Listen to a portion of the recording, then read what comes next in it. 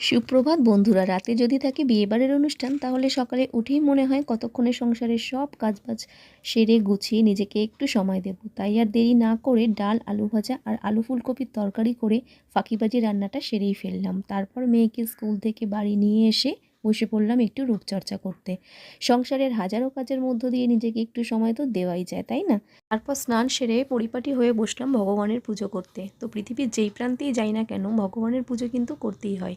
তো ভগবানকে পুজো করা এটা একটা আমাদের নৈতিক দায়িত্বের মধ্যেই পড়ে। ধূপ ধুনো দিয়ে ঘণ্টা বাজিয়ে ভগবানের আরাধনা করে পুজো করলে যেন মনে একটা আলাদা শান্তি মেলে। তাই প্রতিদিনের মতন আজকে সেটাই করলাম। তারপর আমার একটিমাত্র কন্যার খাইয়ে দেওয়ার আবদার মিটিয়ে নিজে রেডি হয়ে সাজুগুজু করে বেরিয়ে পড়লাম বিয়েবাড়িতে যাওয়ার জন্য।